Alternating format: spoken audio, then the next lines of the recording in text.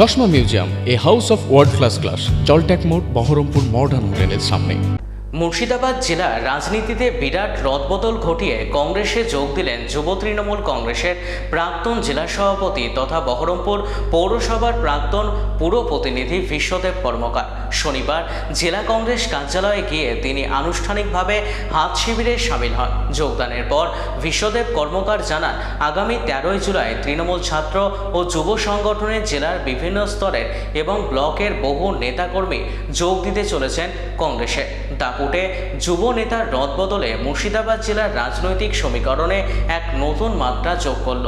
এই দলবদলের ফলে বহরমপুর এবং সংলগ্ন এলাকায় ঘাসপুর শিবিরের ছাত্র যুব সংগঠনে বড়সড় ভাঙন ধরতে পারে বলে মনে করছে রাজনৈতিক মহল। কলেজ রাজনীতি দিয়ে পলিটিক্স শুরু করেছিলাম এবং আজকের ডেটে দাঁড়িয়ে দেখতে পাচ্ছি যে জাতীয় কংগ্রেস ছাড়া আর কোনো বিকল্প রাজনৈতিক দল নেই যে অপশাসন বা এই অরাজকতাকে রুখতে পারে। আমরা বহরমপুর শহরের ছেলে, দীর্ঘদিন বহরমপুর শহরে ছাত্র যুব রাজনীতি তৃণমূল কংগ্রেসে করে এসেছি। আজকে দাঁড়িয়ে মনে হয়েছে যে জাতীয় কংগ্রেসই একমাত্র পথ, যে পথ মানুষের কাজ করা, মানুষের কাজের জায়গায় পৌঁছানোর জন্য, মানুষকে সহযোগিতা করবার জন্য আমরা করতে পারি। তাই আমরা আমাদের বহরমপুর শহরের যুবক অধীর রঞ্জন চৌধুরীর হাত ধরেই আমরা জাতীয় কংগ্রেসে যোগদান করলাম। আমাদের সিনিয়র লিডাররা উপস্থিত ছিলেন, যারা আমাকে যোগদান করালেন। এবং আপনারা জানেন যে এই বহরমপুর শহর অধীর রঞ্জন চৌধুরীর হৃৎপিণ্ড যেমন, সেইভাবে বহরমপুর শহরটা তিনি সারিয়ে তুলেছিলেন, নিজেকে যেভাবে গঠন করেছিলেন। কিন্তু কিছু অশুভ শক্তি মিডিলে এসে এই বহরমপুর শহরটাকে পিছিয়ে দিয়েছিলেন।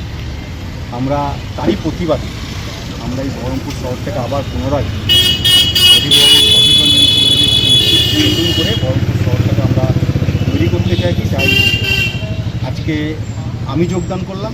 আগামী 13 তারিখ যখন তাহলে আমাদের টেক্সটাইল কলেজ মোড়ে প্রোগ্রাম করবেন, একদিন দুদিন পর, সেদিন গোটা জেলার প্রত্যেকটা কলেজ থেকে, প্রত্যেকটা ব্লক টাউন থেকে আমাদের যোগদান হবে এবং সেখানে প্রমাণ হবে মুর্শিদাবাদ জেলায় ছাত্র যুবগুলো আর কি থাকবে।